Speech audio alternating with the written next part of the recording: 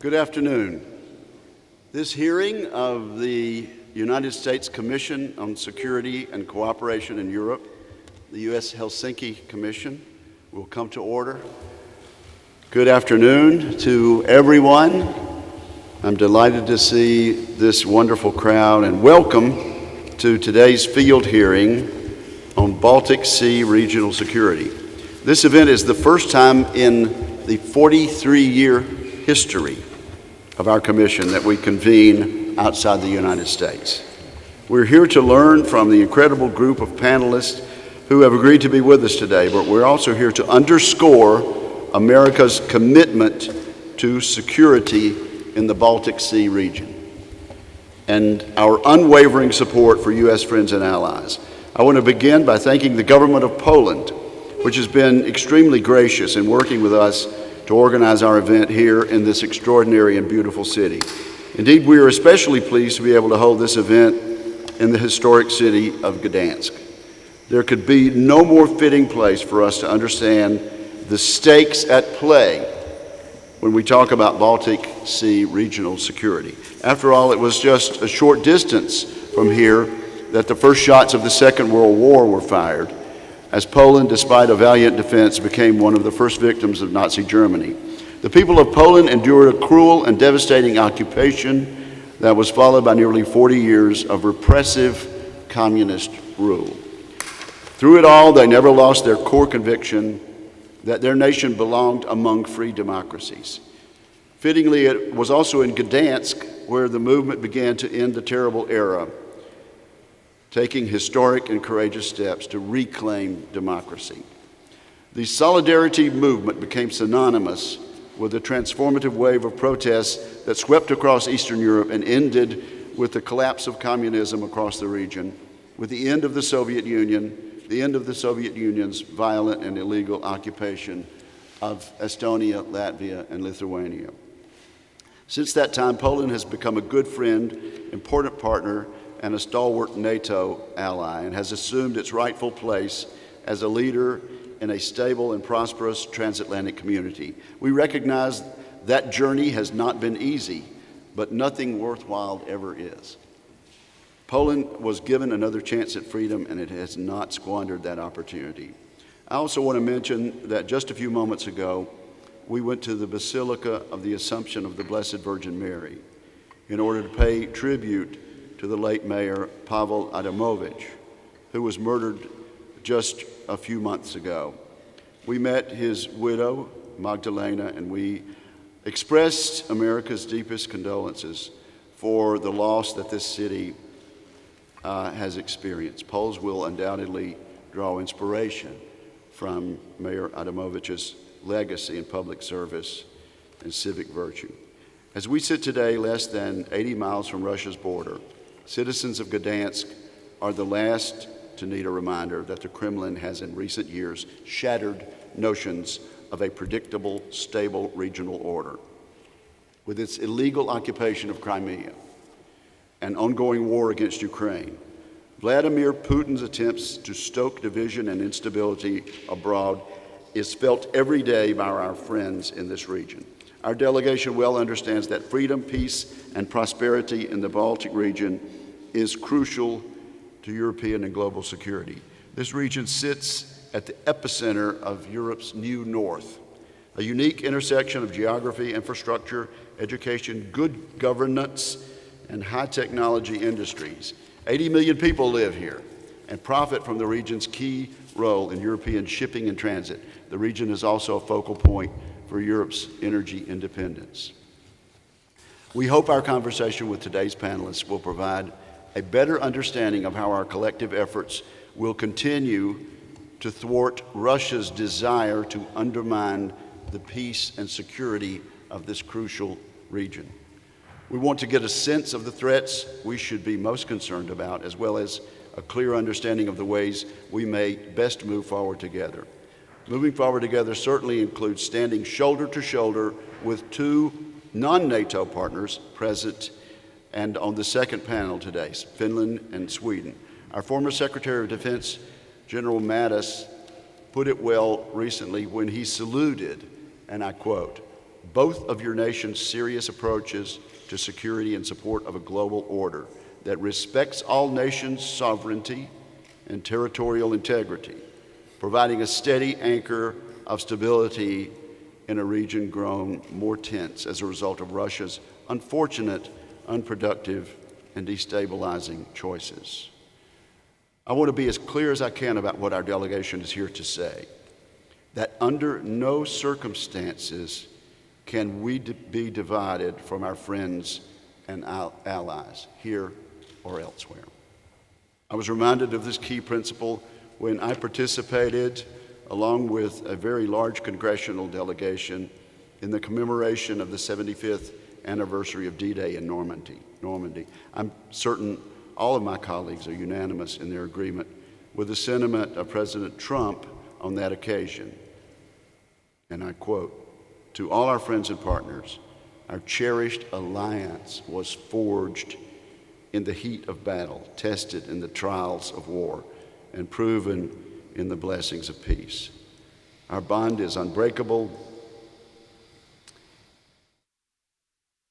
And to end the quote, our event will proceed in two parts. First, we will hear from a panel of officials from the United States. This panel includes two speakers, Deputy Commander of the United States European Command, Lieutenant General Stephen M. Twitty, and the Honorable Douglas D.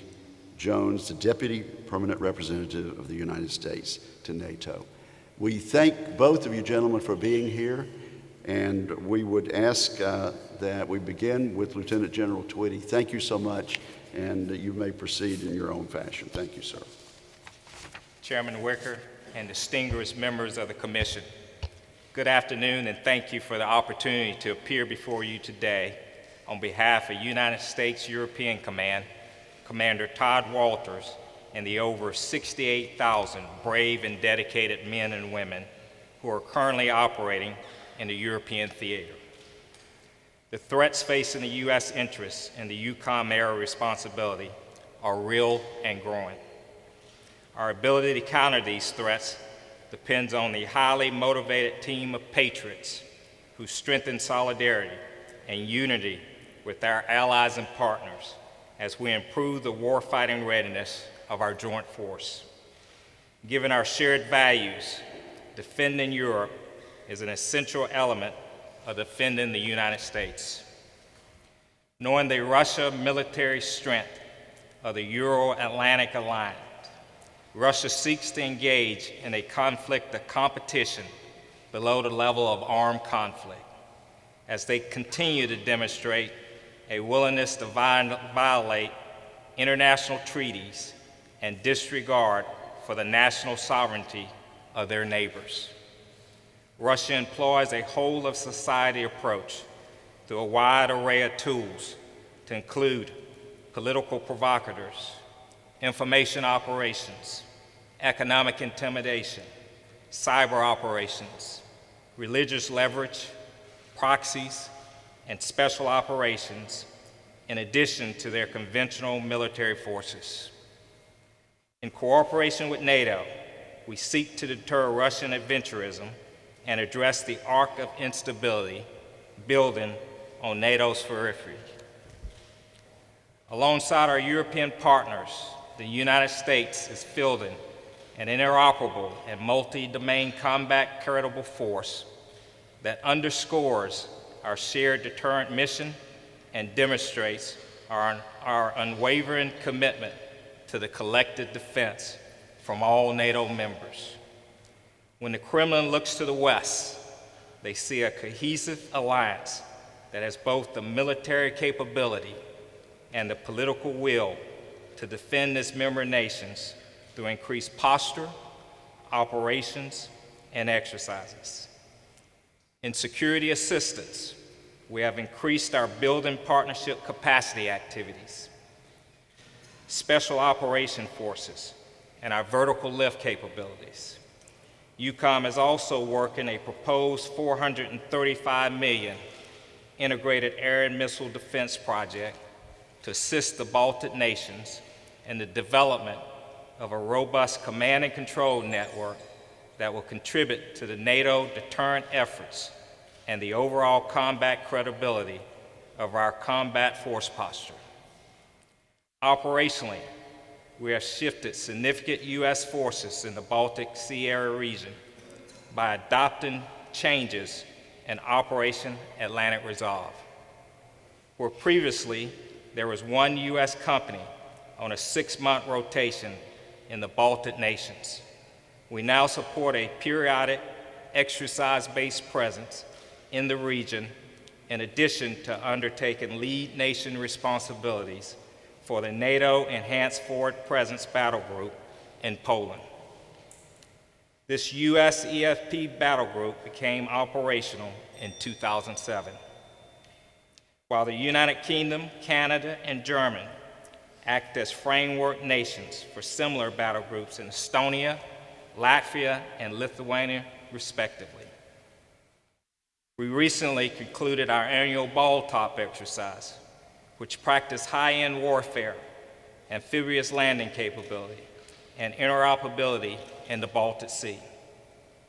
EUCOM also supports the NATO Baltic Air Policing mission in the region. EUCOM's Joint Cyber Center also works closely with each of the Baltic nations to help build up integrated planning teams, central elements to refining NATO cyberspace operations and interoperability. We continue to enhance our intelligence sharing and our indication and warnings capability with our NATO partners and allies. Our alliance is strong and our actions prove that we stand together in solidarity with NATO and in support of our Baltic allies.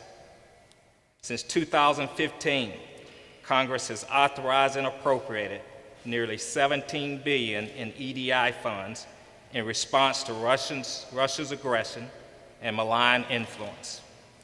EDI underwrites our nation's enhanced deterrence and our defense posture throughout the theater by pre-positioning and positioning the right capabilities in key locations in order to respond to adversarial threats in a timely manner. As stated in the National Security Strategy, the NATO alliance of free and sovereign states is one of our greatest advantages over our competitors, and the United States remains committed to our Article 5 obligations. Our bonds are strengthened by our shared commitment to collective defense, democratic principles, and mutual respect and national sovereignty.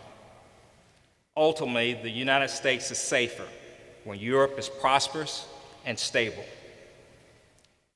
I close by again thanking Congress and this commission for your continued support, especially in sustained and predictable EDI funding. EUCOM's future success in implementing our national defense strategy, protecting our NATO allies, and deterring Russian malign influence is only possible with Congress's support. Thank you, and I look forward to your questions. Thank you, and we will have a number of questions. We appreciate your testimony, General Twitty. Mr. Jones, welcome, and thank you so much for coming here on behalf of our mission to NATO. Thank you, Mr. Chairman, distinguished commissioners, members of Congress, for the opportunity to testify here today on the topic of Baltic Sea regional security. I'm particularly honored to be speaking on this topic here in Gdańsk, which is, as the Senator mentioned, the birthplace of the Solidarity peace movement.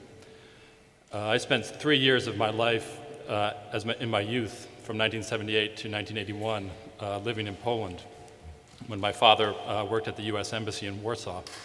And although I was young at the time, the significance of what was happening in those years, which were the years that Solidarity was born, was not lost on me.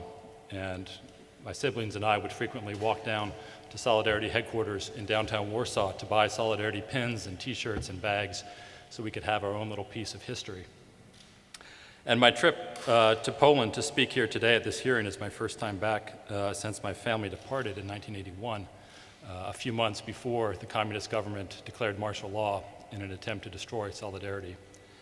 So it's a particular honor to be speaking here today because I believe that this hearing is, in its essence, about how do we preserve and defend those democratic freedoms that the people of Poland, the people of Estonia, the people of Lithuania, and the people of Latvia fought for and won, starting with the Solidarity movement and other resistance movements in the Baltic region. Today, Western democracies, in particular those on Russia's borders, again face a threat from an increasingly aggressive Russia intent on dominating Europe and reasserting its global influence. To accomplish this, Russia seeks to disrupt and undermine Western democracies and their institutions, weaken the United States, and divide the NATO alliance. NATO has played a crucial role in the spread of democracy in the Baltic region and in preserving it. First, by protecting Western democracies from the reach of communism during the Cold War, and then by opening its door to the new democracies of Central and Eastern Europe and providing them the protection of its collective defense. NATO is not only a military alliance, but more importantly, an alliance of values, of nations committed to the principles of democracy, individual liberty, and the rule of law. The challenge posed by Russia in the Baltic Sea region is real and concerning. Russia treats the Baltic Sea region as its own domain, yet we must remember that 6 NATO countries and 2 key NATO partners in Finland and Sweden also border the Baltic Sea. The overall security of the Baltic Sea region is clearly an area in which the United States and NATO must play an important role. In response to Russia's increasing threats, NATO took concrete steps in 2014, in 2016, and 2018 to strengthen deterrence and defense in the Baltic region. Foremost, NATO implemented an enhanced forward presence consisting of multinational battle groups in Poland and the 3 Baltic states, with contributions from across the alliance. These battle groups are a visible and capable demonstration of NATO's foundational principle that an attack on one ally is an attack on all. The United States continues to do its part in each of these areas, thanks in large part to the sustained support of Congress.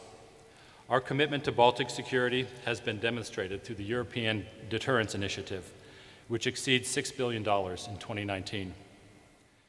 EDI is an unmistakable signal of U.S. resolve to ensure the readiness, responsiveness, and resilience of our forces in Europe.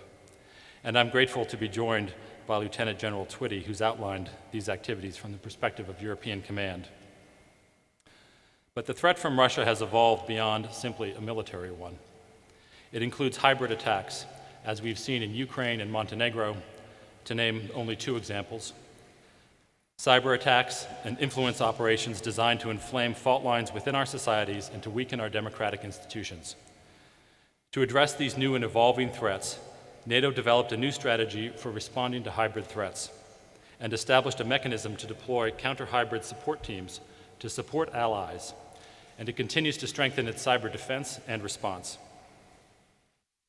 In addition to these many adaptations, to be an alliance fit for purpose, NATO must ensure it has the resources necessary to sustain a credible deterrent and the requisite defense capabilities.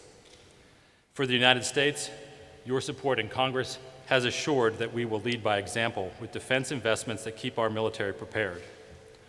Poland, Latvia, Lithuania, and Estonia are all meeting their commitments under NATO's Wales Defense Investment Pledge to spend 2% of their GDP on defense.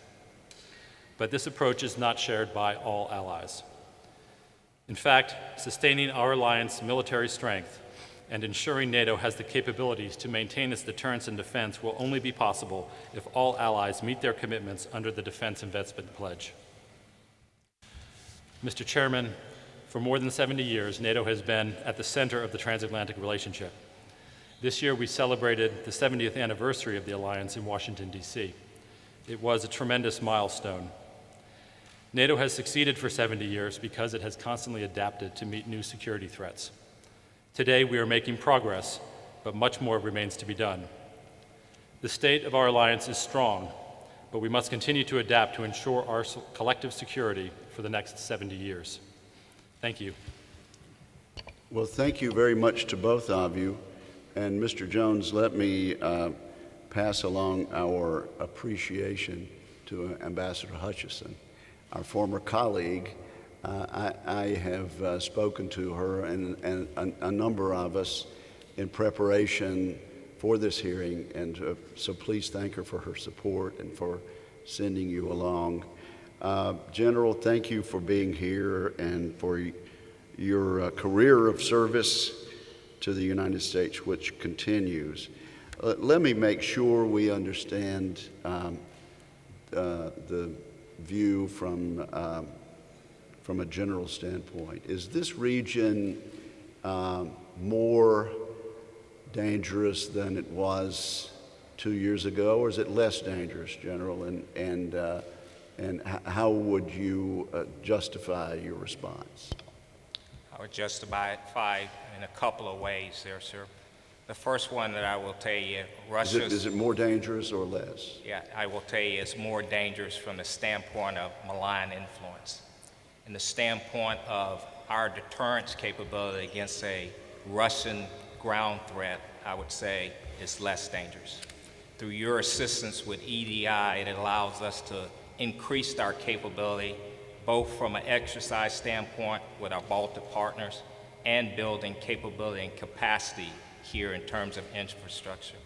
And as you know, we also rotate a brigade combat team, an armored brigade combat team, and a aviation combat team in Poland that shores up the deterrence posture in this area. Also that's in this area is the EFP, which I spoke of, and we've increased our exercise activities. In a year's time, we conduct 5 major exercises in the Baltic area now, high-level exercise, and then 10 mid-level exercise. So the focal point for much of our operations in EUCOM has been here in the Baltic area to ensure that we stand toe-to-toe with our Baltic partners.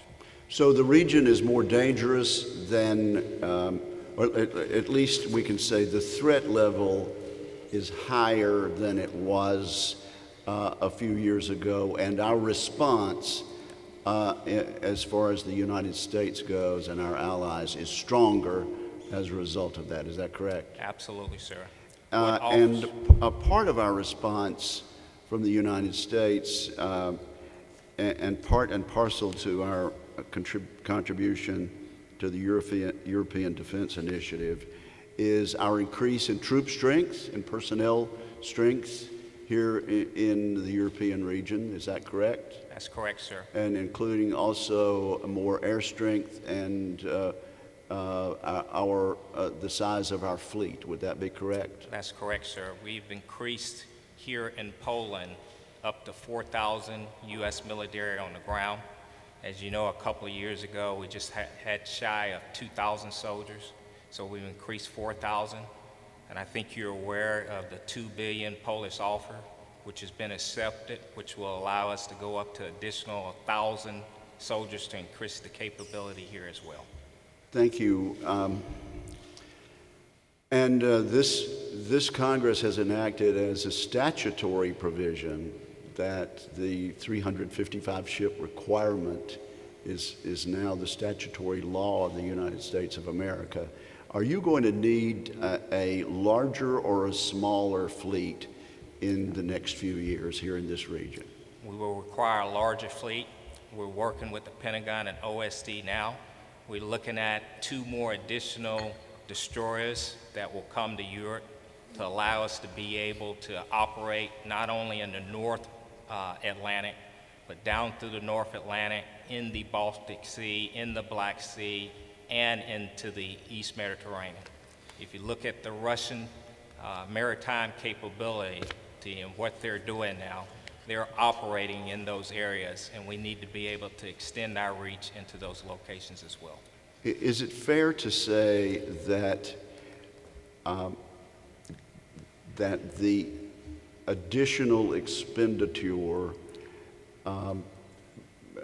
enacted by this Congress over the past 2 years, with a 2-year budget number that was consistent and reliable, is a very important part of your capability to provide security?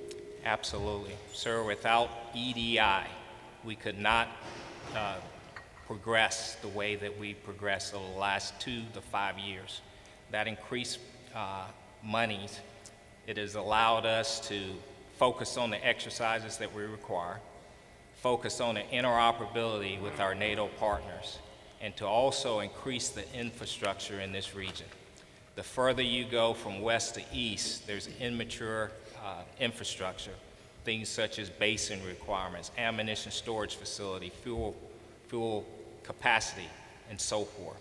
And so that money has allowed us to do those type things, to posture the theater in the east.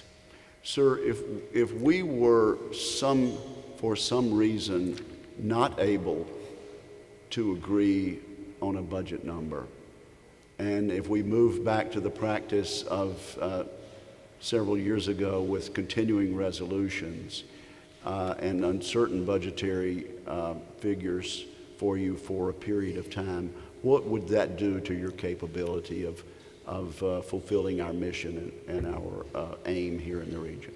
Yeah, we need sustained and predictable EDI funding over the long haul to continue to set the posture that is required not only to deter Russian aggression, but if need be, defend the Baltic states and the European continent. Okay, thank you very, very much. And who would like to volunteer to ask the next question? Senator Cornyn. Well, thank you, Chairman Wicker, and thanks to our two witnesses for being here today. It's an honor to be at this historic hearing on a continent whose last century saw 2 world wars take place. And obviously, our goal as a nation, along with our allies, is to make sure we never have to fight another war, either here on the continent or anywhere else, if possible. And I want to talk to you a little bit, General, about the role of deterrence in a moment. But let me start with you, Ambassador Jones. I was very impressed when you and Ambassador Hutchison were able to work with our NATO allies and secure support for the U.S. decision to announce that Russia was in violation of the INF Treaty, the Intermediate Range Nuclear Forces Treaty. And in fact, isn't it the case that they had covertly been developing a ground-launched intermediate range cruise missile in violation of the INF Treaty? Yes, sir. I would say NATO has had a clear and unified position on the INF Treaty, and it was December of last year that NATO made its first clear statement on it, and it fully supported the U.S. assessment that Russia is in material breach of the INF Treaty. The United States has for years been talking to Russia about this violation, starting in the Obama administration. And after repeated interactions with Russia, we've been met only with denial and obfuscation and no explanation. And so all 29 allies support this finding that Russia is violating the treaty. And they have also fully supported the U.S. position that if Russia does not return to compliance within a 6-month period that will expire on August 2nd, then the United States would withdraw from that treaty. And it has reached the conclusion of supporting this position of the United States because allies know that the United States has remained fully compliant with INF throughout its entire 30 years. But a situation where one country is complying with the treaty and another country is violating that treaty is not sustainable. And that's not good for security, it's not good for arms control. And General Twitty, does Russia's development covertly of a ground-based cruise missile, is that a destabilizing development here in Europe? It absolutely is, sir. And as you know, we're watching Russia build this capability and capacity closely. They're on a fast track to modernize, not just on their ground-based systems, but also their sub-capability as well, their counter space activity as well, and many of their ground-based platforms. Well, and as I believe you detailed, and Ambassador Jones talked about this as well, Russia's behavior sort of belies their statements of the they desire peace. When you look at what they've done in not only Ukraine and Crimea, but in Georgia, when you see what they're doing in Syria, and of course what you see them doing even in our own elections in 2016, the sort of active measures that they've been using to create disruption and discord in democracies, not just in Europe, but also now in the United States. This strikes me as an ominous development. But true to form, the Russians then declared they no longer would comply with the treaty after the United States announced that they were in breach of the treaty and gave them until, I think you said August the 2nd, in which to negotiate their compliance and re-enter the treaty. But the fact of the matter is that it doesn't appear that they're serious about that at all. And I would just ask, Mr. Jones, isn't it true that China is not bound by the INF? They weren't a party to the INF, correct? That's correct, sir. I would add just also to your comments, Russia is violating the INF treaty. That's received a lot of attention, but it's not the only treaty Russia is in violation of. It's part of a larger pattern. And the United States and NATO have called on Russia repeatedly to return to compliance of the INF treaty by destroying the SSC-8 missile, the violating missile, its launchers and associated equipment.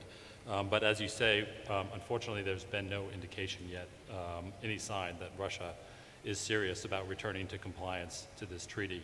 And so we will have to prepare for the likelihood that we'll be soon in a post-INF world. And NATO is preparing to ensure its own deterrence and defense posture in that environment. China, as you said, is not a party to the INF treaty. It's a bilateral treaty with only Russia and the United States. There were other parties that no longer hold those missiles. Thank you very much. I have two last questions, General Twitty. Why would Russia want to develop this system, and how have they deployed it, and what's the impact on Europe? Oh, the reason why is they seek to mine U.S. influence in Russia, correction, in Europe, number one. The second thing, they seek to be a regional power, the regional power in Europe. And the third thing is they know with various systems that they can intimidate and bully their neighbors, such as in the Baltic states. And so they can deploy it in a myriad of ways. One is push it forward into Kaliningrad and to use Kaliningrad as a base of operation to be able to conduct destruction inside Europe. The other one is take a tactical nuclear approach from within inside Russia. So there are a myriad of ways that they can do this. But they're obviously developing capability because they want to compete with the U.S.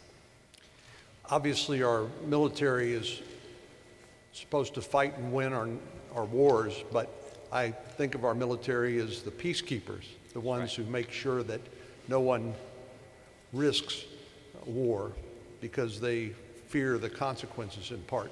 What is the role of NATO's and European defense in deterring Russian aggression? And could you explain how they may misinterpret our inaction as weakness and maybe encourage them via provocation for further aggressive action?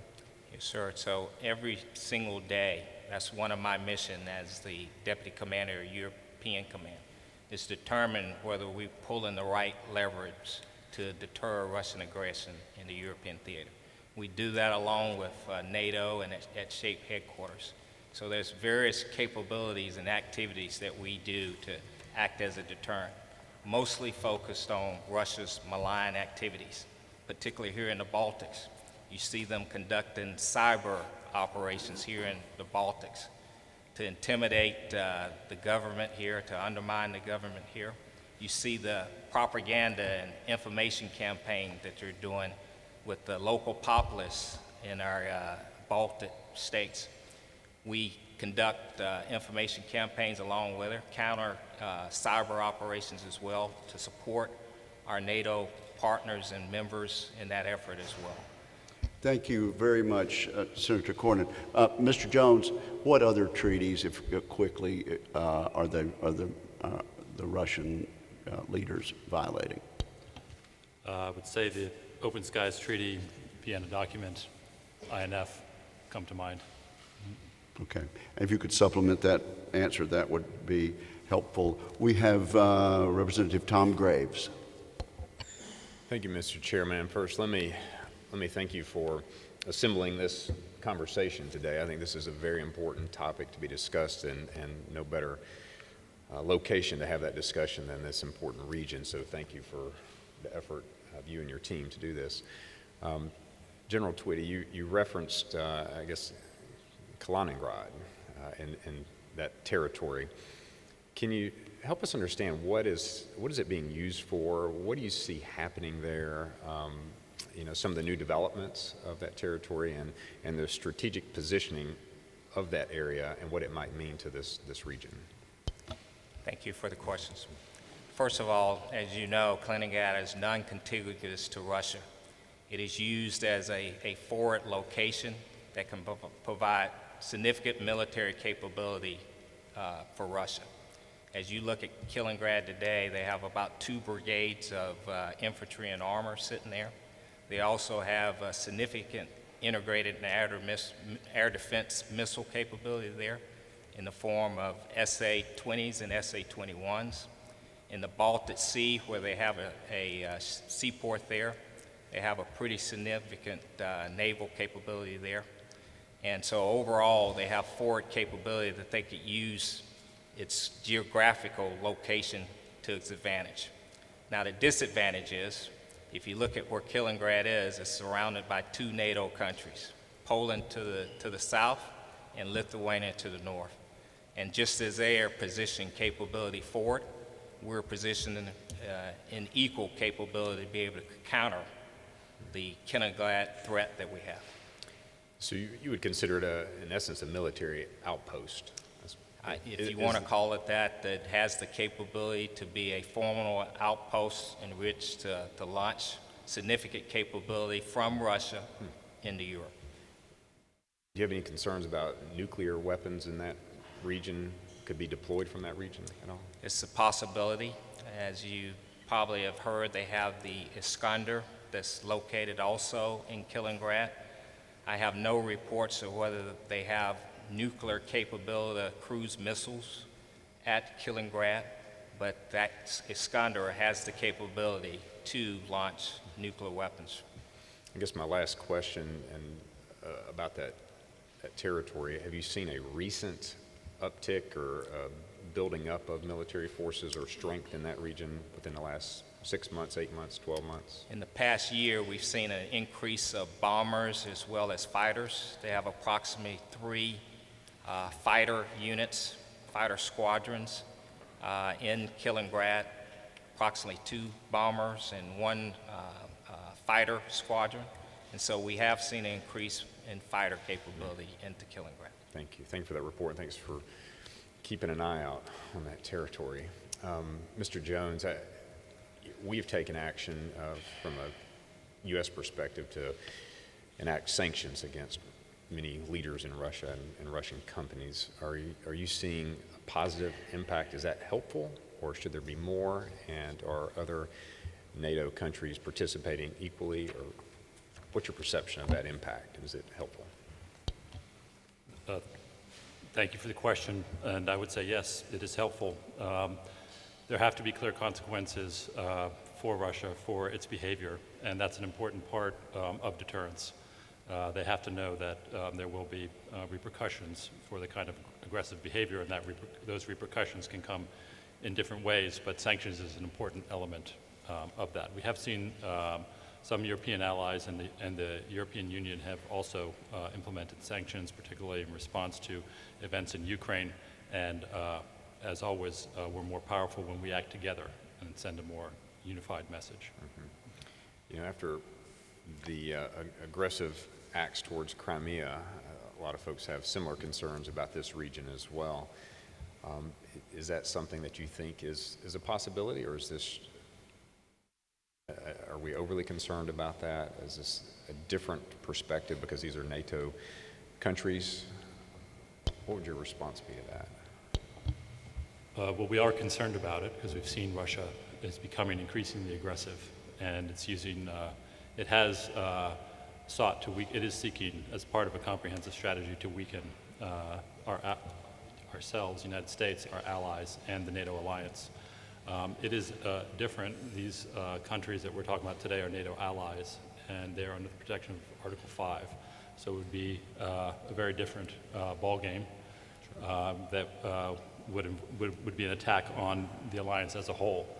I think what we're especially concerned about is Russia's use of hybrid warfare and its attempts to undermine the allies, and in particular in this region, using tactics that fall below the threshold of Article 5 in an attempt to achieve their aims without invoking a full military response.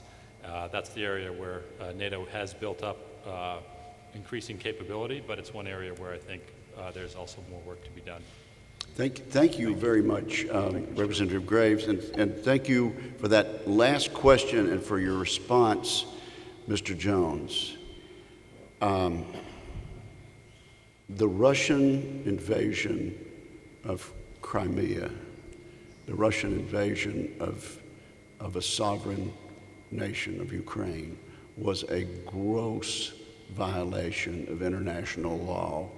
It violated every single principle that Russia had signed on to as a member of the OSCE, and it was an outrage. You have stated that that action against a NATO ally would in fact be a different ballgame altogether, and I appreciate you saying that on behalf of the United States of America.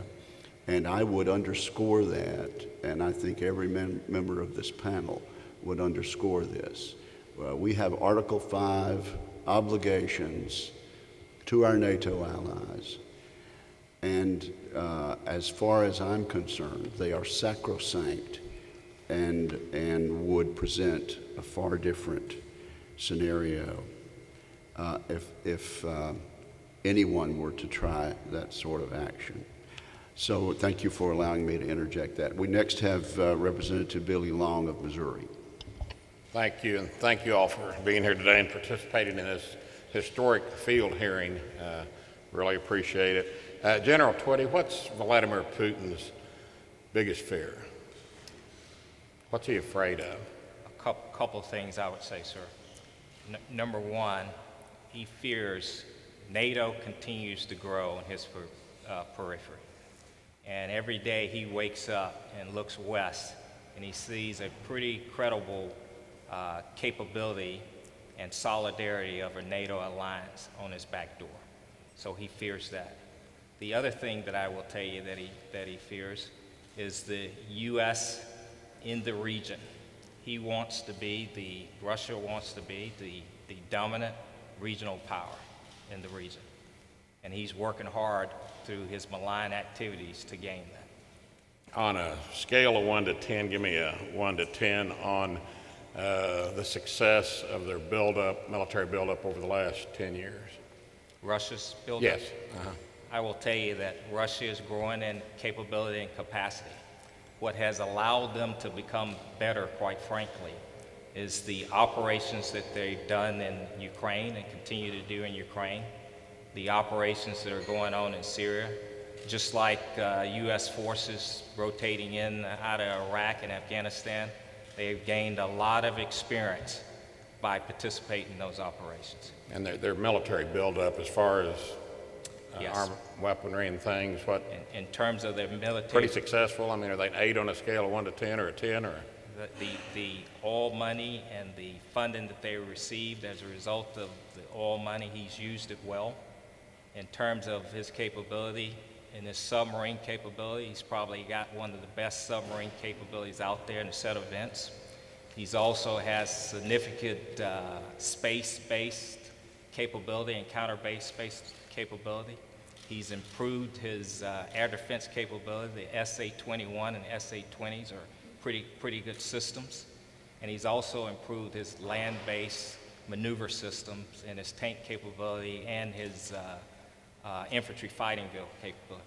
So they've gone on a pretty serious modernization path that is pretty capable force. Yeah, it wouldn't take much to roll into the Baltic states, would it? few short hours. What I will tell you is he's got geography at his advantage, but what he doesn't have is an alliance as his advantage. And when you look at the capability that's in the Baltics now, it's vastly different than the capability that you remember from 2014. He's staring at pretty good national defense forces, and then he's up against the EFPs that I talked about earlier with readiness and capacity and capability presence in this region to be able to counter the threats that Russia poses. To paraphrase what you said earlier, you said Russia will act below the level of combat or contact or whatever, but they're precipitously close. I mean, they're so close when you're flying jets 50 feet or whatever from each other, and when you aggressively come after a ship that obviously has the right of way and then say, oh no, America was in the wrong. What's his end game there? I mean, no one wants a shooting war, and I wouldn't think Vladimir Putin would want a shooting war, but what's his end game with these acts of aggression? Yeah, that type of aggression, I mean. A couple of things. Again, he seeks to intimidate his neighbors. So the way you intimidate them is you fly in the air, you invade Lithuania's airspace, and you've intimidated. The other thing that I will tell you, if you take a look at his flight patterns and so forth, it is my assessment that they're probing our response time. They're looking to see just how capable the U.S. and NATO are in terms of deterring and defending Russian capability. So they take an opportunity to assess us as they do these particular operations. Well, if you take Georgia, take Crimea, I was in Ukraine shortly. I mean, it was when Putin said he didn't have any troops there. The body bags were coming home from training exercises, so that's how early in that I was there. But when you see those type of things that happen and there's no real response, doesn't that embolden Vladimir Putin to do more of these aggressive acts, so to speak? It could. The difference, as you know, Ukraine, non-NATO partner, Right. but a partner. And so a non-NATO partner, but a partner. But what you have here, and we thoroughly demonstrated by our actions and your assistance, is we built a combat-capable force in this region, to be able to respond. I think you. two takeaways from what you said, the submarines and Space Force. I hope people took note of that, and thank you again for being here. I yield back. Let's do this. The next three on our list are Representative Harris, Representative Zeldin, and Representative Duncan. We need to excuse this panel at 5 after the hour, if that's all right. So let's see if the next three can divide up 13 minutes evenly, and we'll begin with Representative Harris of Maryland. Thank you very much, Mr. Chairman, and I will try to be brief. Mr. Jones, I appreciate your comments about a family connection. My parents came from Galicia in Hungary, escaped Russian aggression after World War II, so I can fully appreciate what your family had seen. General, let me follow up just very briefly on Kaliningrad, because I guess the concern would be that the Russian capability there could have, in effect, block off reinforcement or supplies going to a Baltic conflict. Do we have the capability now, with EDI, are we developing the capability to make sure that doesn't happen? Yes, sir, we absolutely are. First of all, before I answer your question, I want to thank you and your state partnership program. It's been vital to the region. It has allowed us to build the capacity we need with cyber. You know, Maryland does it best in terms of having a cyber force to help us out in the region, so I want to thank you very much. Well, you're very welcome. And Mr. Jones, just very briefly, how do we push back against the argument that the NATO-Russia Founding Act doesn't allow us to do some of the things which we would do, rotational forces, et cetera? Well, I would say to that the United States and our allies have actually remained fully compliant with the NATO-Russia Founding Act. It's not something we can say about Russia. The NATO-Russia Founding Act talks about some important principles like the non-use of force, respect for sovereignty, peaceful peaceful resolution of disputes, all of which it's clearly violated through the actions we've talked about in Ukraine, Georgia, and more. The United States, NATO and the United States, through its actions with enhanced forward presence, the recent decision in Poland, our assessment of those are fully compliant with U.S. and NATO's obligations. They're rotational and do not meet the threshold for substantial forces. Thank you very much, Mr. Jones. I yield back. Thank you, Representative Harris. Representative Lee Zeldin of New York. Well, thank you to Chairman Wicker and to your entire staff for setting this event up. It's an honor as a member of the House Foreign Affairs Committee to be invited to participate in this first meeting of the Helsinki Commission outside of the United States. It's a great honor to be here in Gdańsk, Poland, and also as someone who represents a robust Polish-American community. Greetings from the east end of Long Island, the 1st Congressional District of New York. Lieutenant General Twitty, thank you for your service as a former ROTC commissioner and Fort Bragg paratrooper. I greatly admire your entire history of service, going back now decades. And thank you as well to Mr. Jones for your history of service, including your dedicated time towards issues of strengthening alliances all throughout the world, including strengthening the U.S.-Israel partnership, which I know has been a big focus of your career as well. I'm going to just ask you to comment about any one or all of these 3 items in our limited amount of time. I'd love to be able to get your thoughts on Nord Stream 2, Turk Stream, and the discussion with regards to Turkey's acquisition of F-35s and S-400s from both the NATO position as well as from the UCOM position. And feel free to take them in any order. Okay, so I'll take the S-400 one. I think we've been pretty vocal based on when General Scaparrotti had the position and now General Walter, sir. Our position is that if Turkey receives the S-400, then we're pretty clear that they should not receive the F-35. I think you're aware now that we've instituted an unwind plan where we've stopped the training of Turkey pilots in the U.S. until we can come to a resolution whether Turkey's going to decide to continue on with their efforts with the S-400 or not. It appears that they're going to go in that direction. And it was just announced in the open press that they should be expecting delivery of that system within days. So our view is they do not receive the F-35 if they receive the S-400. Briefly, I would say the Nord Stream project is not a project that is contributing to stability in Europe. In fact, it will weaken certainly Ukraine's position by depriving it of important revenue. And at a time when we are confronting Russian aggression and misbehavior, we don't believe these types of commercial deals, to which there are alternatives, are advisable. S-400, the general has clearly laid out the position of the United States. This is also, of course, an issue for the alliance.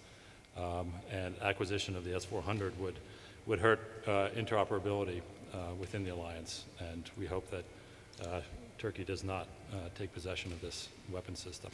Do you view Nord Stream 2 as a done deal? I'd have to ask the Germans. I don't think so. Thank you very, very much. And now, Representative Jeff Duncan of South Carolina. Thank you, Senator. And I will thank both of you for being here, and thank you for your service to our great nation. Let me just stress that the United States Congress will not abdicate its responsibility to support the men and women under your command, nor will it abdicate its responsibility to support our NATO allies and the Baltic states allies that we have.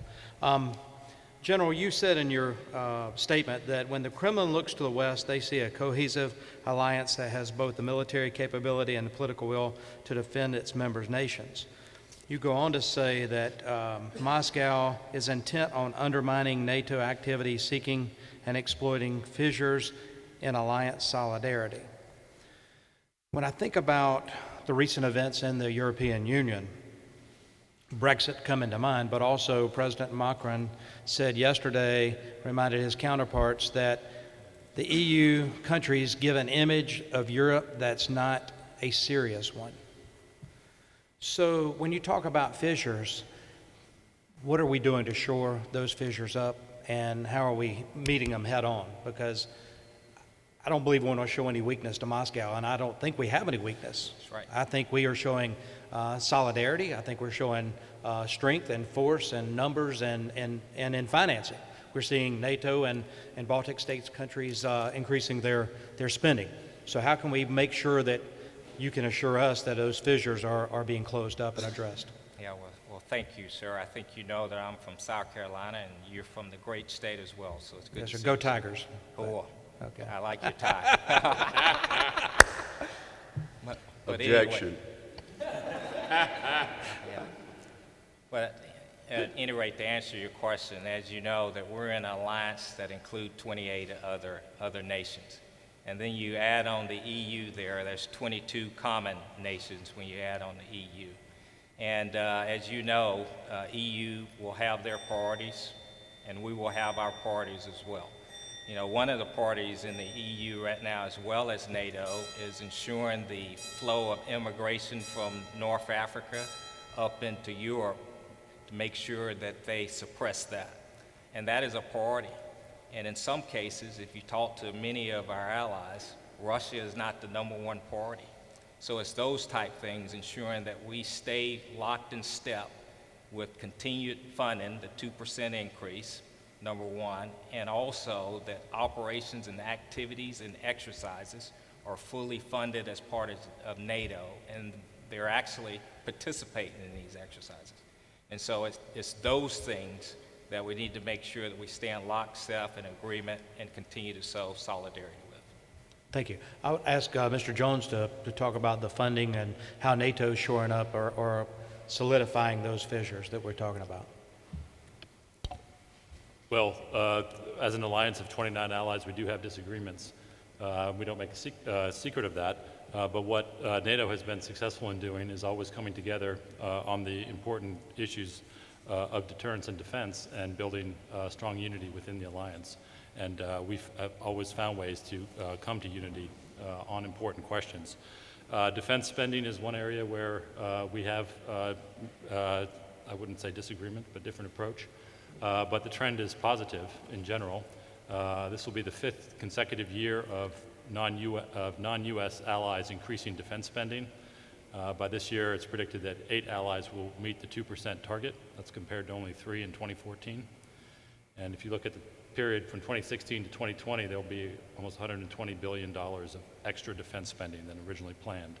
The trend is positive. It's just not sufficient. If we are to have credible deterrent, all allies must reach that 2%. All allies have agreed that they have made this commitment, and we need to continue to push them to meet that goal. I think that's a great point. Senator, I just want to remind the committee here and the CODEL that our president has challenged our allies to step up in their defense spending. I think they have stepped up. I think we're seeing that commitment on NATO from what I hear for these gentlemen. With that, I yield back. And thank you, and I certainly want to say that on my behalf, I hope our Congress continues to meet its commitment as we struggle to find a budget number that's agreeable in divided government and two-party Congress. Let me thank each one of you and ask you: would either of you or both of you like to say anything that you feel that we haven't covered, or make some last few comments in summary that this international audience needs to hear? General, is there anything you'd like to add? I would just like to say that EUCOM is laser focused on the Baltics. We think we've built tremendous capacity, capability, and interoperability here. Our plan is to continue to stay focused in this area. I think you will see, as you move about the Baltic states, a new capability that has grown within the internal national defense forces, as well as the capability that we provided here in the way of the enhanced forces presence and our rotational, our armored brigade combat team and our aviation combat team. They provide tremendous capability to this region. Thank you. And thank you so much, General. Mr. Jones. Thank you, Senator. I would just like to restate the ironclad commitment of the United States to Article 5, which has been expressed not only by the President, but many senior leaders of this administration. The United States remains committed to the NATO alliance and to keeping it strong. Thank you. Thank you very much to both of you. We will excuse you at this point, and we have our staff is going to help us change the nameplates, and we're going to bring our distinguished friends from the region forward. So thank you very much, and we will stretch for 60 seconds while our friends come forward.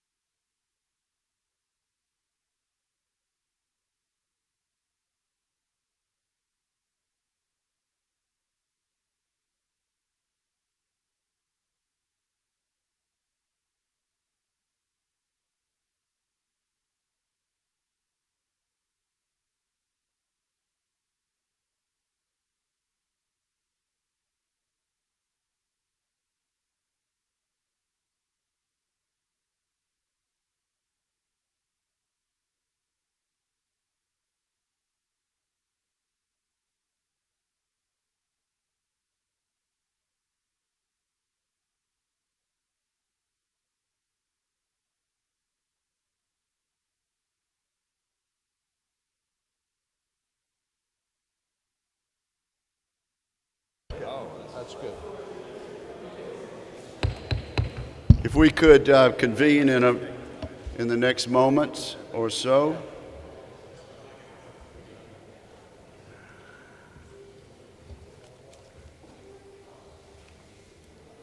If our witnesses could come forward.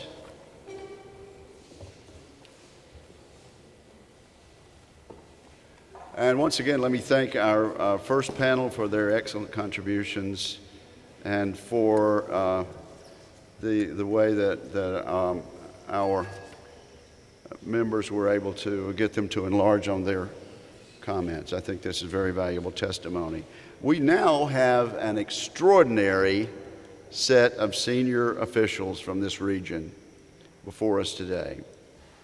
I want to express my profound gratitude to all five of you for taking the time to join us here in Gdańsk for this very important occasion. Our speakers for this panel are Romandas Karoblus, Minister of National Defense from Poland, from Lithuania, and pardon me, yes, let me get my bifocals adjusted here. And then from Poland, Major General Krzysztof Król, Deputy Chief of Defense. From Estonia, Christian Priek, Permanent Secretary and Minister of Defense. Then from Sweden, Jan-Olof Lind, State Secretary to the Minister for Defense.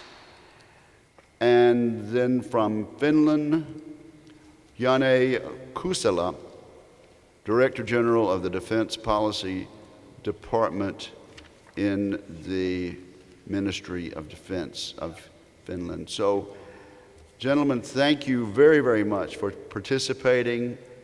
And I'll begin by calling on Minister Karoblis of Lithuania. Thank you very much, Honorable Chairman Vicker, members of U.S. Helsinki Commission, dear ladies and gentlemen. I am highly honored to speak in front of such distinguished U.S. Congress delegation. Thank you very much for traveling so long from the United States, and thank you for your keen interest in the security of the Baltic region. This lovely, peaceful city of Gdańsk is a very appropriate place to conduct field hearings on the Baltic security. We are just 50 miles away from Kaliningrad area, one of Russia's anti-access area denial, which is a 2AD fortresses. The missiles that are based in Kaliningrad, and there are many, including nuclear-capable Iskander, it was described in the previous session, are targeting NATO forces in Europe, the ability to reinforce the Baltics in particular. Russian intermediate-range missiles, SSC-8, which have been deployed in violation of the NF Treaty, also seek to undermine NATO's ability to move forces in Europe and to conduct collective defense. This is a matter of grave concern of the countries located in Russia's neighborhood. For many reasons, geographic, historic, social, the Baltic region is bound to remain the most vulnerable part of the alliance. It will therefore require special attention of NATO military planners. Year after year, we observe Russia exercising operations against NATO in the Baltics. The focus of these exercises is the Suwalki corridor, a narrow strip of land between Lithuania and Poland. It is critical for the defense of this region. In case of conflict, Polish and Lithuanian forces will have a special role to keep this corridor open for Allied reinforcements. To succeed, we need credible NATO military plans, regular exercises, as well as full engagement of the United States with its unique military capabilities. Taking the opportunity, I would like to thank the US Congress for your resolute support to NATO and the transatlantic link, which is the core of our security. We would not allow other policy issues and disagreements, be it on trade, climate, or Middle East, damage the defense relations between Europe and the United States. I would also like to thank the US Congress for the assistance that your country provides to the Lithuanian armed forces. With your support, we were able to accelerate our capability development programs in line with NATO priorities, expand military infrastructure, which is also used by NATO allies, as well as to increase our large caliber ammunition stockpiles. This is a mutually beneficial cooperation. Since 2014, the United States has invested nearly $80 million to support the Lithuanian armed forces. In the same period, Lithuania has committed more than $200 million in national funds to purchase US defense articles. This figure is likely to grow significantly as new major projects are currently under consideration. Mr. Chairman, esteemed members of the Congress, I am proud that Lithuania, together with our Baltic neighbors and Poland, are among those allies who already spend 2% or more of their GDP for defense. This shows our serious approach to national security as well as our NATO commitments. We are determined to act as security providers and to show solidarity with our allies. Lithuania has deployed forces to all key operational theaters, including Afghanistan, Iraq, Mali, and Ukraine. Our troops have served side by side with American soldiers for many years now, and the cooperation between the United States and Lithuanian Special Operations Forces is truly legendary. At present, we are working with the US South Command Europe on a new, very interesting project to improve situation awareness and intelligence sharing in the Baltic region. Also, I would like to highlight our very close and productive cooperation with the Pennsylvania National Guard. This partnership is already more than 25 years old and is of great value to our countries.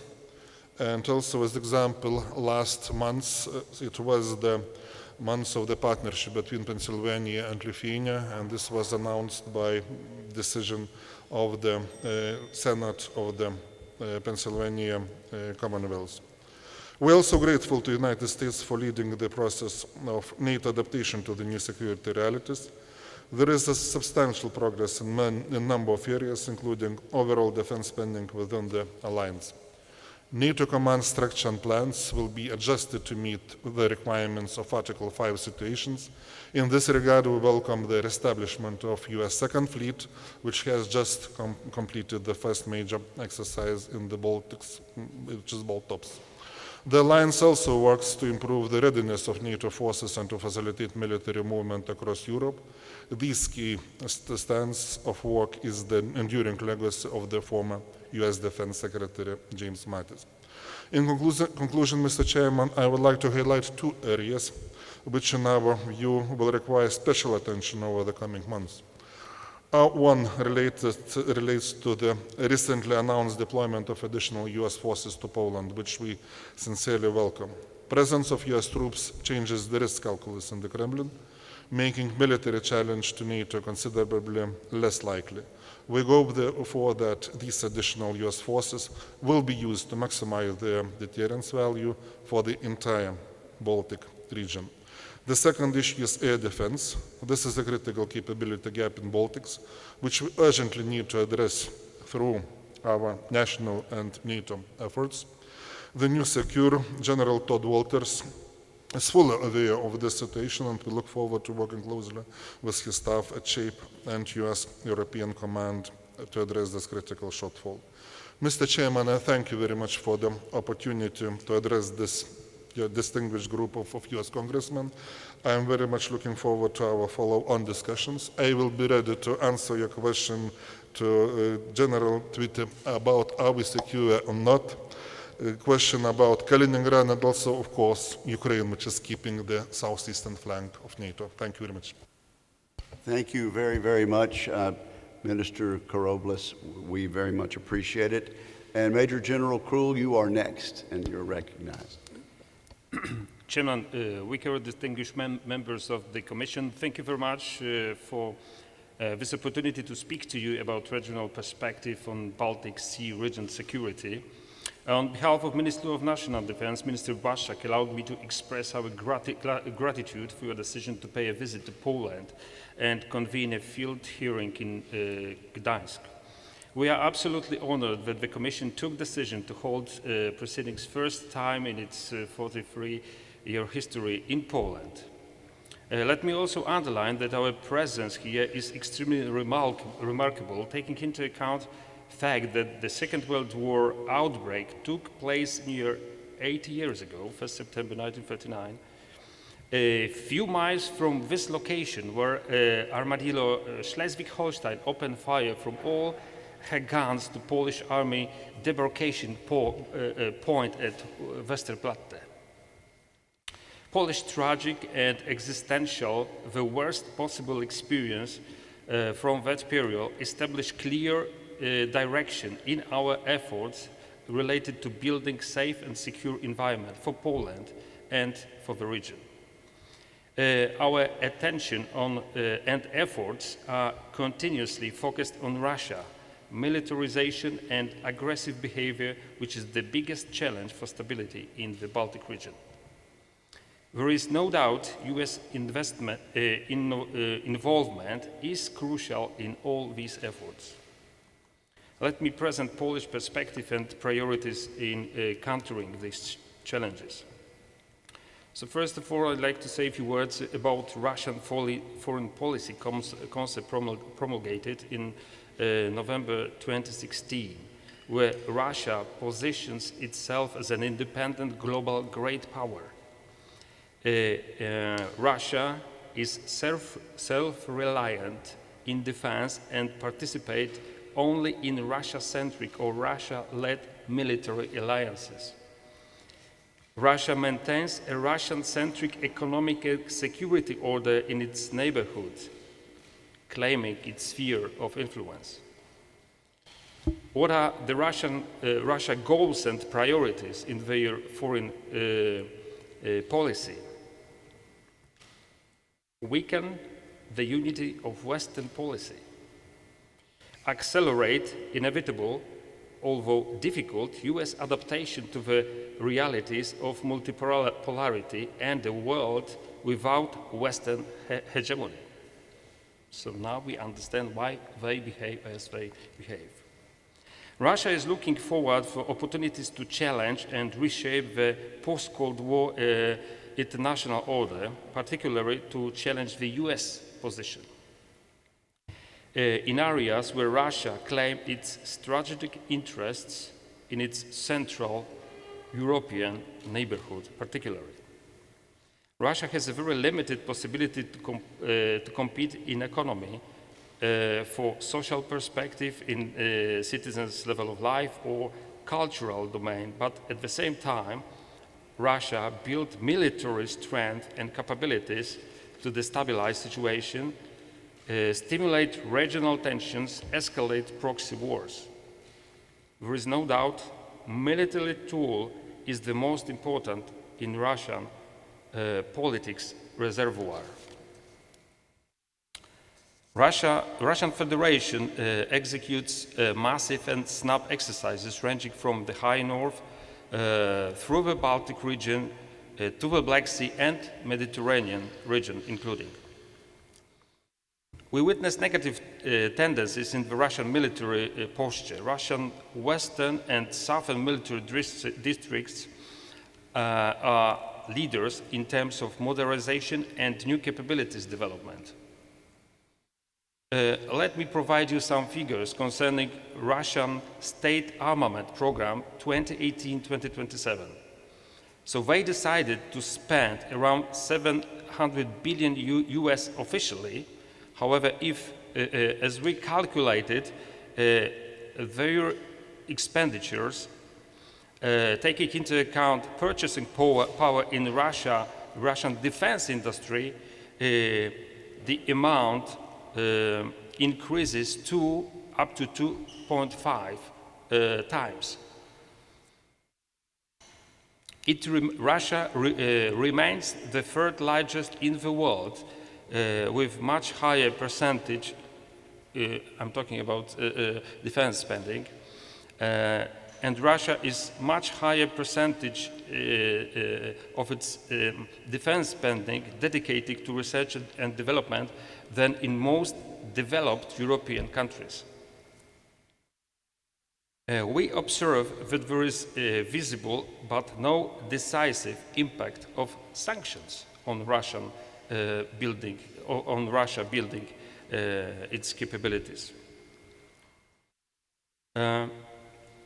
We assess that Russia will continue build and develop their capabilities in A2AD systems, electronic warfare, command control, communication, information, intelligence, surveillance and reconnaissance, short-notice readiness, supersonic missiles systems, cyber, electronic warfare, strategic nuclear triad, and non-strategic nuclear capabilities, plus space program.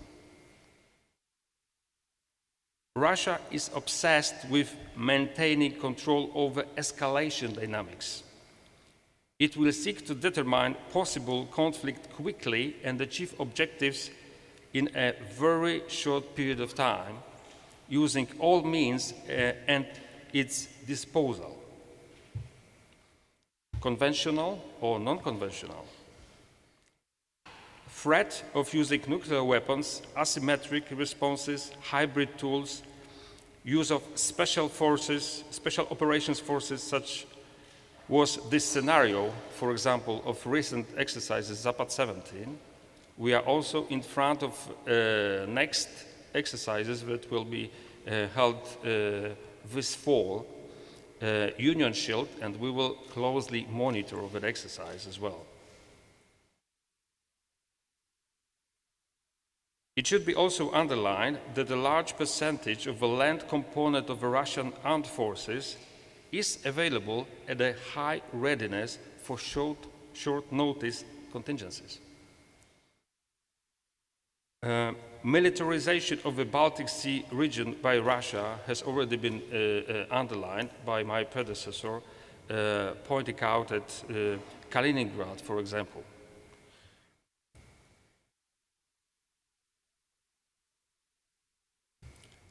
However, let me also underline another area. Russia is non-compliant with conventional arms control regimes and confidence and security building measures. For example, the Vienna Document and Open Skies Treaty, Russia constantly circumventing the notification or observation commitments in case of massive exercises. Example, exercise Zapad already referred to.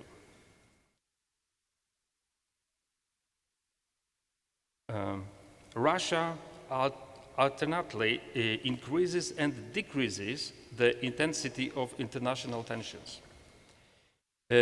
We assess that in the future Moscow, playing its game with the West, could try to convince us that the regional security situation in Eastern Europe is stable again, just like it was prior to Russia-Georgia conflict.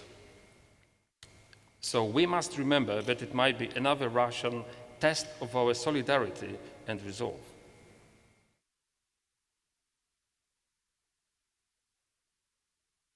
Is Russia willing already to any compromise with the West? This is another question we're asking ourselves nearly every day. In 2017, 2018, we did not see any breakthrough from the Russian side.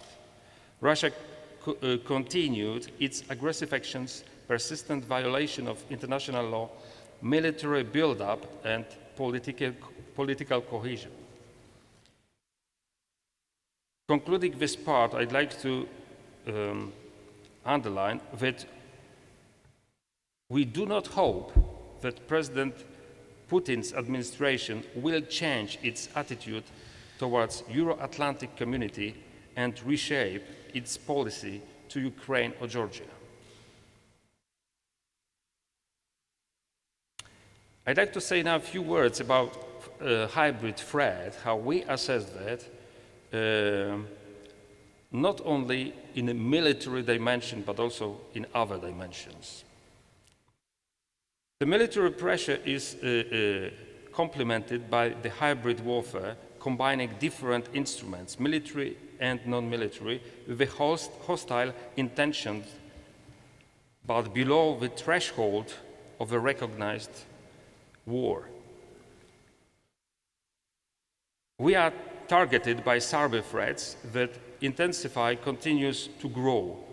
Cyber warfare does not have a dramatic impact of a conventional military attack, but have a destructive effect that might be even more damaging. The challenge of growing importance remains potential interference in the political debate of NATO and EU countries. Allow me in this place remind you about Russia's goal to accelerate US adaptation to the realities of multipolarity and the world without Western hegemony. Adaptation means change of their ruling elites. From this perspective, interfering in Western countries' domestic political affairs, meddling in democratic elections, active means of disinformation, efforts to polarize societies, as well as attempts focused on creation and boosting internal discord with Euro-Atlantic and European communities, including in a variety of countries, is better understood, and it requires building proper required resilience from our side.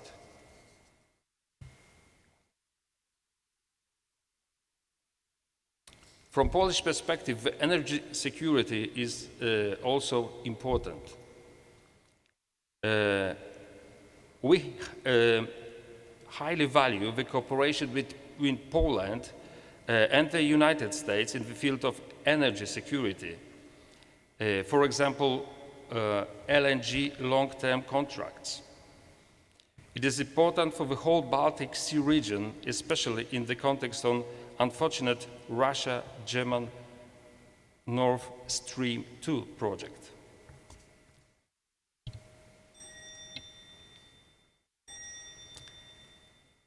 Facing a full spectrum of threats and challenges from the Baltic to the Black Sea, and also from hybrid to potentially high intensity, we need to increase the deterrence and defense of our region.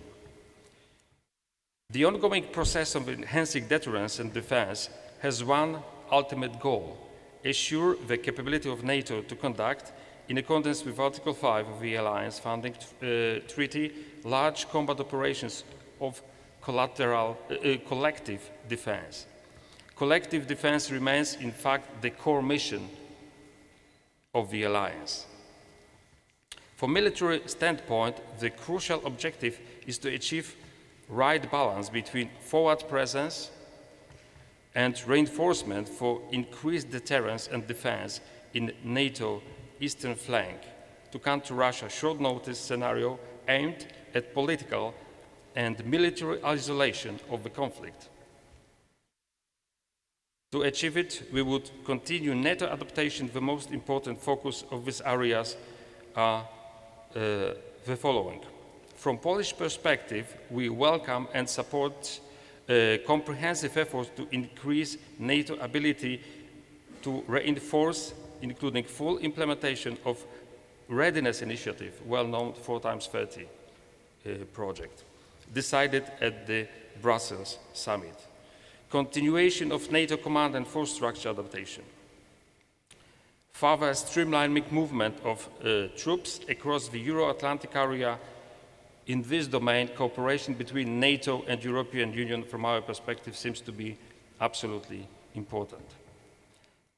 Mr. Chairman, distinguished members of the committee, US political leadership and meaningful military contribution is and continue to be critical for deterrence and defense against Russian threat. Therefore, we extremely value current and planned increase of US military enduring presence in Poland. The US remains the framework nation for the EFP battle group deployed to Poland. In 2017, the US deployed Armored Brigade Combat Team and Combat Aviation Brigade in the framework of European Deterrence Initiative, already highlighted in front of this Commission. We also continue the cooperation with Washington in the area of missile defense, including contribution of the missile defense site, building missile defense site in Redzikowo, Poland. I'd like to underline also great cooperation and support from Illinois National Guard for Polish Armed Forces during operation in Iraq, Afghanistan, and elsewhere. This cooperation is absolutely great. Let me also underline that last month, President of Poland and US signed the joint declaration on defense cooperation regarding US forces posture in the Republic of Poland. The joint declaration foresees establishment of the enduring US military presence in Poland and its growth by about 1,000 additional additional military personnel in the near term. That means that the average US personnel will amount up to 5,500 troops on the Polish territory available for US, NATO, and for maintaining security in the region. Mr. Chairman, Commission, I will be more than happy to answer any questions. Thank you. if Thank there you are very any. much, General. Thank you. Let's stay on this side of the sea before we jump across. Secretary Preek, you're recognized. Honorable Chairman, distinguished commissioners, let me first thank you for this very positive initiative to hold this field hearing in Europe, to hold it in this distinguished city of Gdańsk, and give the Estonian government also the opportunity to present our views. I won't be able to cover all the issues of interest, so I'll focus my remarks on the issue of effectiveness of NATO's regional deterrence posture. Let me start by saying that NATO's posture in the Baltic region has grown much stronger since 2014. In addition to significant development of region's home defense forces, the forces of our own militaries, and several counter-hybrid efforts.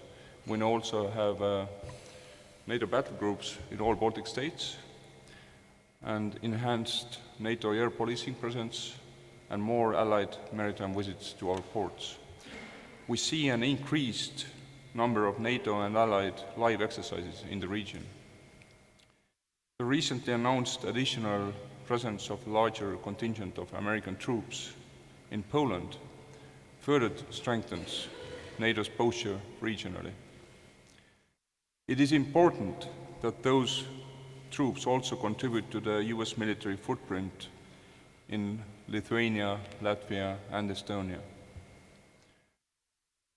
This would significantly add credibility to NATO's deterrence in the Baltic states. However, we all need to understand that the current NATO's presence is and was never designed to be militarily a match to what Russia has in Kaliningrad and the Western Military District, and the capabilities that they can mobilize very quickly, as we have seen during the latest large-scale exercises. The current NATO presence is primarily political and intended to show that NATO and its members would be involved in any conflict with Russia from day one. This critical, but nevertheless limited presence is intended to be complemented by a very quick reinforcement by NATO in case of a crisis. The problem is that the bulk of NATO forces is still far away, and our ability to deploy forces quickly and sustain them has important limitations. Issues such as the readiness, availability, and mobility of our forces, the preparations required by means of detailed advanced plans, live exercises, and swift decision-making need further work. Today, Russia plans and exercises in the region exactly as they intend to fight, and we do not. NATO has discussed the need to improve its ability to defend against air threats and strengthen its maritime posture for years. Despite some steps in the right directions and some very important steps in the right direction, we are still not very far along. In particular, NATO has assessed time and again that the Russian air and missile defense and precision strike capabilities would mean a considerable challenge to NATO's line of communications and reinforcement. The new SSC-8 capability that is in breach of the INF Treaty will add another capability into the Russian hands to attack critical targets in the whole of European theater. All this affects NATO's ability to guarantee the security of this region by putting the ability to reinforce by the allies at risk.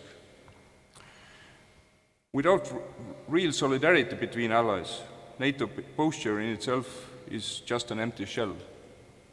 Thus, while we are strengthening collective defense in practice, and we are doing it on a daily basis, we must not forget that the communication is a critical part of deterrence. This concerns every ally, but in particular, the American commitment to the alliance. That's what I would state here. And its willingness to give the ultimate guarantee to the Article 5. Therefore, it is of utmost importance that we all, Europeans and North Americans alike, use any opportunity to clearly send the message of unwavering commitment and solidarity to each other. We collectively have benefited so much from the alliance. We individually and collectively have so much to lose from being alone. That's all from me. Thanks. Well, thank you, and let me just interject that as far as I'm concerned, our commitment to Article 5 is absolute, and I hope we can give you that reassurance. Let's move along then to Secretary Lind of Sweden. Thank you very much for being with us. Thank you, Senator Wicker, and distinguished members of the Commission. I would like to echo my colleagues and thank you for organizing this event and giving me the opportunity to elaborate a little bit on the Swedish perspective on the Baltic Sea security environment. First of all, I would like to state, which has been already done by others, that the military strategic situation in our region has deteriorated. Russia's aggression actions in Georgia and Ukraine have shown that Russia is prepared to use military force to change established borders in Europe. The illegal annexation of Crimea and aggression in eastern Ukraine, Donbas region, is the greatest challenge to the European security order since it was established 25 years ago. Russia is using a broad variety and combination of methods and actions to achieve its objectives. This is what we refer to as the hybrid threats, gray zone. The Russian aggression in Ukraine is one example of Russia's intention to coordinate relevant instruments of state power with the use of proxy fighters to achieve political goals. In parallel, Russia has showed a more challenging behavior in the Baltic Sea region, including disrespect of its neighbors' territorial integrity, as well as provocative and unprofessional behavior in the air and on the sea. Because of Russia's interest in the region, and as it is one of the busiest shipping areas in the world, the significance of the Baltic Sea region to European security has increased. Freedom of navigation and secure sea lines of communications are essential, not only for the countries in the region, but also for other nations. Russian activities are not only a challenge to the countries in its close vicinity, they are also a challenge to the right of every country to make their own policy choices. This is a cornerstone in the European security order and international security order, if you will. Therefore, Russian actions are a concern to all of us and make our response all the more important.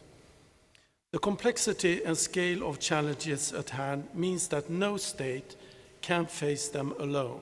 Together, we need to use the entire range of security policy instruments, enhanced national defense capability, international cooperation, and dialogue and confidence-building measures.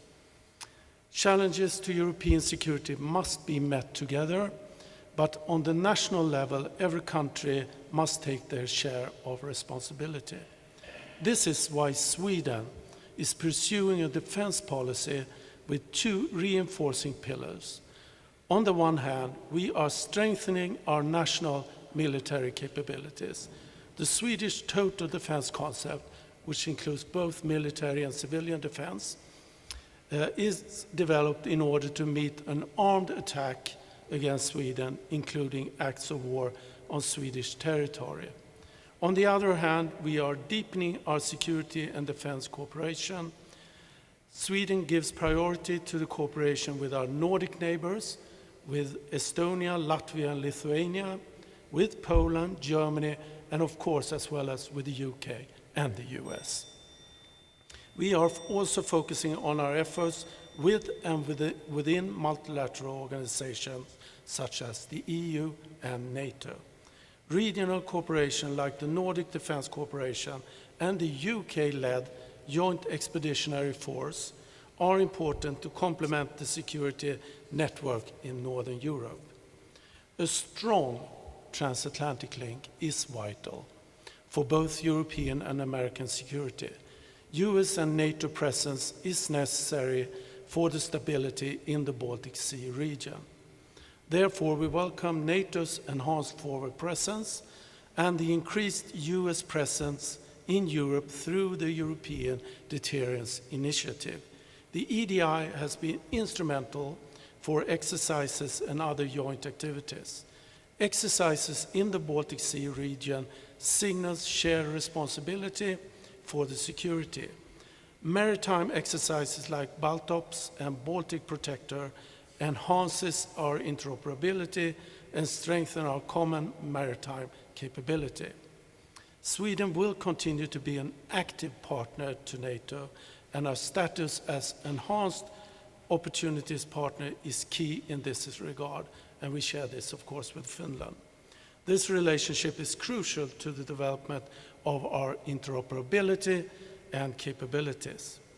Political dialogue on common security challenges and how to counter them, in particular in the Baltic Sea region, is essential in our cooperation with NATO. We see Northern Europe as one strategic area, that is the Baltic Sea and the Arctic area as well. I think they both go more or less hand in hand today. A crisis in the region would affect all of us, and we must be prepared to respond to it together.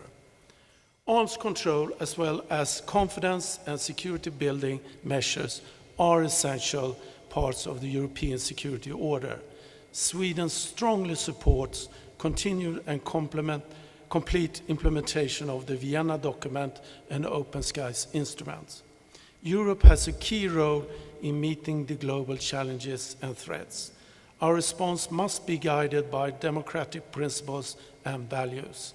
It needs to be firm, clear, and long-term, and it needs to build upon European and transatlantic unity. Together, we must show that we stand up for international law and international security order. Thank you very much for your And attention. thank you very much, Secretary Lind. And now we're delighted to recognize Director General Kusela.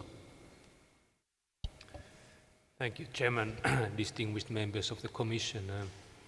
Coming from Helsinki, I would like to first salute you for the great name of your Commission.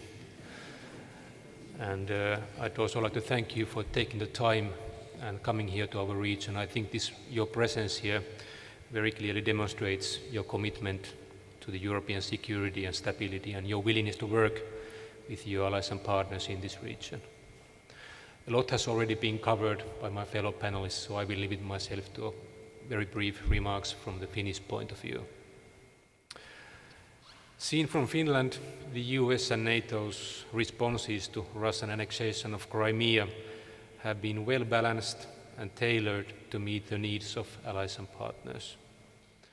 The European Deterrence Initiative, together with the decisions that NATO has taken to enhance its defense and deterrence, including the enhanced forward presence troops to the Baltic states and Poland, they have been very positive.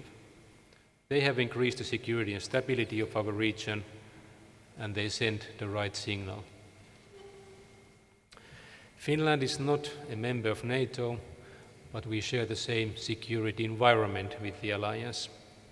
And we believe that strong Finnish defense contributes also to regional security.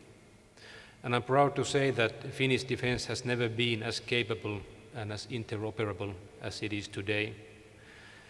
This is mostly also thanks for our partners' cooperation, and I hope this also benefits our partners. Since the Cold War ended, many European countries transformed their armed forces and focused attention to crisis management and counterinsurgency. Finland never did that change. The defense of our own territory has always been the main task for the Finnish defense forces, and we have kept investing into it. And these investments will continue to the future. The ongoing replacement of our Air Force's F-18 fighter aircraft fleet and the ongoing program to build new corvette-sized ships for the Navy, they will take our defense spending above the 2% of the GDP early next decade. And in addition, we have also invested a lot of time and effort to modernize our legislation to meet the needs of the new security environment, including the hybrid threats. Today, no country can rely on national action alone, and for us, cooperation with our partners is a necessity. For a small country, that's the most effective way to build capabilities and ensure interoperability. And in the past years, Finland has been deepening the defense cooperation with NATO and with those countries that have a role in the security architecture in the Baltic Sea region. In the case of Finland, this cooperation is not based on treaty obligation, but on strong common interest. Participation in NATO-led and other multinational operations, as well as training and exercising together, are key elements. Peacetime cooperation lays the foundation for what we can do in times of crisis. And I believe this is in line with the United States National Defense Strategy as well. A network of alliances and partnerships supports your goal to create a favorable regional balance of power in Europe. And before I conclude, let me also say a couple of words about resilience against hybrid threats. We rely on our national total defense model, which we have been developing since the Second World War. And we are confident with this model, which is the reason why Finland made the initiative to establish the European Center of Excellence for Countering Hybrid Threats in Helsinki. And we hope this center will help all its members, EU and NATO, to build understanding and resilience against hybrid threats. So to conclude with, I'd like to underline that the transatlantic relationship will continue to define European security in the future as well. And the commitment of the United States to NATO and its military presence in Europe continue to be essential for the Baltic Sea regional security. Thank you. Thank you very much, Mr. Director General. And before we move to questions, let me thank you for acknowledging the name of the Helsinki Commission. For those in the audience who do not know where that came from, we named the United States' role in participating in the OSCE Parliamentary Assembly, the Helsinki Commission, in honor of the Helsinki Final Act, which was the founding document of the Organization for Security and Cooperation in Europe, whose Parliamentary Assembly will be attending beginning tomorrow in Luxembourg. The Helsinki Final Act includes principles that the signatory countries agreed to impose upon themselves. The signatory countries at the time of the founding act included Russia, and the USSR and signed on behalf of that nation and those nations by General Secretary Brezhnev, signed on behalf of the United States by President of the United States Gerald R. Ford, and by the leaders of some 30-something countries who signed the founding document at the time. These are not principles that are being forced on some foreign adversary country against our will. We voluntarily, all of the signatories, including General Secretary Brezhnev, including President Ford, voluntarily agreed that in the interest of security and cooperation in Europe, we should agree to these principles and abide by them. So thank you for giving me that opportunity. We're going to now have have 5-minute rounds of questioning, and I have on my list Representative Adderholt of Alabama and then Representative Zeldin of New York. Thank you, Mr. Chairman, and let me also thank each of you for being here. And I think we're all actually, as it's been mentioned, we are a little bit making history today because it is the first time that this commission has convened a hearing outside of the United States, and that's in over a 40-year history. So I'm honored to be a part of it, along as I know you are as well. I want to just open it up, and anyone who wants to answer, get your thoughts on it regarding the Russian submarine activity in the Baltic Sea. It's not a secret that the Russian presence in the Baltic Sea is ever present, and I guess one of the things that I would want to know your thoughts on is how concerned are you with Russia's activity, and also is there such a scenario that you could, whereby the Russian forces would actually shut down access to the Baltic Sea and cut off maritime supply lines to the Baltic Sea? Is such a scenario credible? So let me just open it up, and please, whoever would like to start to begin. So who'll begin? Mr. Lind, were you had your hand up, and then General Secretary Kusel. Thank you very much for that very important question. Let me answer the question by this in this way, that Sweden has always put a lot of emphasis on the submarine fleet. We still construct and build our own submarines, and it has to be related to the threat we see in the Baltic Sea. So by that you could answer that from our perspective that we are concerned. It's not, I mentioned that we are concerned with the Russian behavior in the air, on the sea, but I think it's fair to say under the sea level as well. So of course it's a major concern for us as well. And I think you have to be aware of the fact, and I mentioned that as well, that civilian sea traffic, as you see, the vessels, merchandise vessels, you see it's one of the busiest areas in the world, in the Baltic Sea. So even though we might not encounter an attack from the Russian side by military forces, but we have to be very aware of the potential threat of an attack which will largely damage our supply lines, if you will.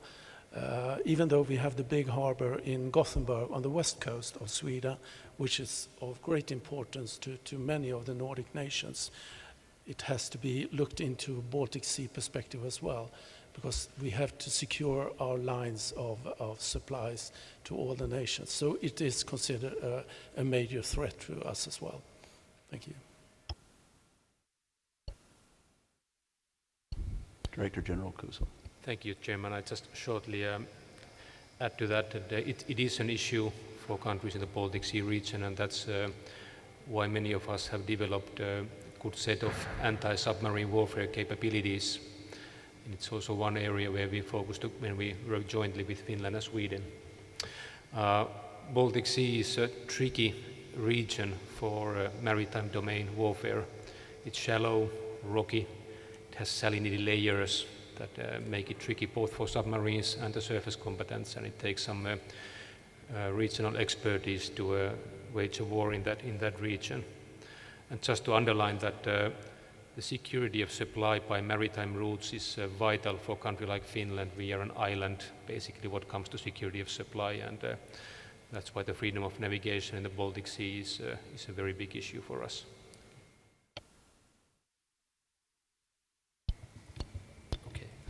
A little bit more from military perspective. Of course, for Baltic Sea, as it has already been described, it's not so neither the depth or the huge sea. Nevertheless, from our perspective, it's supposed to be very easy for Russia simply to block the entire Baltic Sea, and any reinforcement by the sea lines of communication won't be possible. So at least from that perspective, it is absolutely critical to monitor all Russian capabilities development in this area. From the other perspective, Baltic Sea is very narrow from the perspective of naval missile systems. 200 kilometers, for example, and we can cover entire southern and northern part of the Baltic Sea. So any surface movement of a Russian Navy could be monitored, could be targeted or countered by our own means. The submarines, that's another issue. It is very difficult to monitor. It's the only way to cover its movement, and this is a real threat in case of any operation at the sea. Thank you. Minister Karoblis, would you like to? Yeah, thank you very much. Yes, so this submarines and possibility to block the communications via Baltic is really the big risk, and it's of the essential importance to have these lines of communication open. But from our perspective, all the risks which we have around with the possibilities to block Baltic entries by the land, by the air and the sea, we assess equally very risky, and really we need the solution starting from the defense planning, that the maritime and air defense dimensions would be there, and then of course capabilities. These are the ways for the solutions to avoid the blockage of the Baltic region by Russia. Thanks. Thank you very much. Representative Zeldin. Thank you, Mr. Chairman. And we have people back home who are watching us. So if I could, if you wouldn't mind indulging me once again for those who might just be tuning in, I just want to remind them who the distinguished five are in front of us.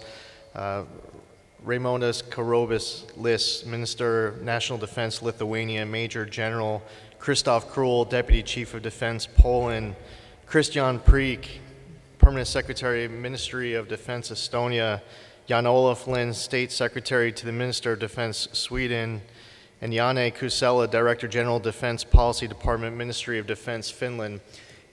Thank you for being here. And an American value and an American worldview, we want your countries to be free, stable, secure. We have up and down the ranks of our military and in our government, it's in our DNA wanting and being willing to sacrifice greatly to help ensure that your countries are stable and free. We have service members who would be willing to spill blood, sacrifice greatly, even fight and die to defend your freedom. And we're here talking about another nation where the ranks are filled with individuals who would fight and die to take that freedom away. And that's why I'm so proud to be here, and I'm very proud of my own country as you all are proud of yours. And I think it's important, if you wouldn't mind further indulging me, to take a moment and speak to our constituents back home, to speak to our country back home. They're several thousands of miles away. They don't know this region like you do. They don't know your countries like you do. So in simple terms, can you explain briefly what our alliance between our countries mean and a message to them as to why this region should matter to them and why this American value should continue and this American worldview would continue?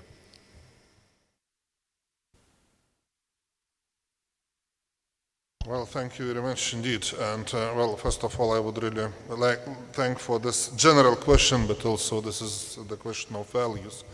And speaking about Lithuania's relation with the United States, so we will never forget, Lithuanians will never forget of the non-recognition policy by the United States. The United States has never recognized Lithuania and other Baltic countries as the part of the Soviet Union, did not recognize the occupation and annexation. And also in 2000 we had the visit of the President Bush, and we have the plate on the town hall of Lithuania that the enemies of Lithuania also enemies of the United States.